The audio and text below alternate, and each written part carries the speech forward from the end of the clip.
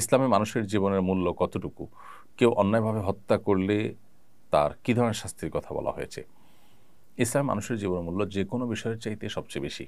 নবী করিম সাল্লাল্লাহু আলাইহি সাল্লাম তার বিদায় হজের ঐতিহাসিক ভাষণে বলেছিলেন, আজকের এই দিনটি যেরকম সম্মানিত, আরাফাত দিন ছিল, জুমার দিন ছিল, যে জায়গাটি যেরকম সম্মানিত, এই মাসটি জিলহজ মাসটি যেরকম সম্মানিত, ঠিক তোমাদের প্রত্যেকের জীবন, তোমাদের সম্পদ, তোমাদের সম্ভ্রম, ইজ্জত একইভাবে সম্মানিত। অর্থাৎ আজকের এই সম্মানিত দিনের, সম্মানিত স্থানের সম্মানহানি করা যেরকম অপরাধ, তোমাদের কারোর জীবন, সম্পদ, সম্ভ্রম, ইজ্জত এগুলোর হানি করাও একই রকম অপরাধ। অতএব একজন মানুষের জীবনহানি করা এটা এত বড় অপরাধ যে কোরআনে কারিমে আল্লাহ রাব্বুল আলামিন বলেছেন, ফামান আহইয়াহা ফাকান্নামা আহইয়ান নাসা জামিআ, যে ব্যক্তি কোনো মানুষের জীবন রক্ষা করলো সে ব্যক্তি যেন গোটা বিশ্ব মানবতাকে রক্ষা করলো। আর যে ব্যক্তি কোনো একজন মানুষকে হত্যা করলো সে ব্যক্তি যেন গোটা বিশ্ব মানবতাকে হত্যা করলো। এটা এত বড় অপরাধ, এত জঘন্য অপরাধ যে একজনকে বাঁচানো মানে গোটা বিশ্ব মানবতাকে বাঁচানো, আরেকজনকে শেষ করা মানে গোটা বিশ্ব মানবতাকেই শেষ করা। তো এই জন্য একজন মুসলমান এই ধরনের পাপাচারের ব্যাপারে সর্বোচ্চ সতর্ক থাকবেন যে তার দ্বারা যেন কোনো মানুষ হত্যা না হয়।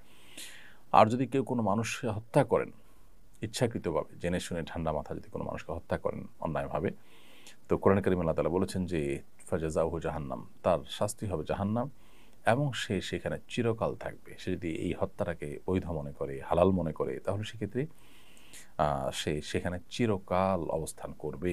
খুবই জঘন্য একটি কথা।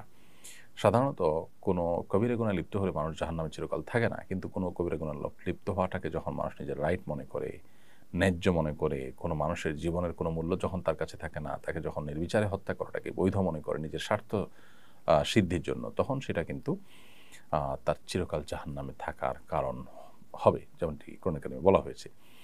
তো এইজন্য মানুষ হত্যা করার মতো ভয়াবহ অপরাধ আরেকটি নেই। নবী করিম সাল্লাল্লাহু আলাইহি ওয়াসাল্লাম যত কবিরা গুনাহ উল্লেখ করেছেন, মহাপাপের তালিকা উল্লেখ করেছেন, সিরিয়াল উল্লেখ করেছেন, তার মধ্যে সর্বাগ্রে রেখেছেন আল্লাহর প্রতি শিরক করার পরই এই মানুষের হত্যা করা বা মানুষের জীবনহানি করা।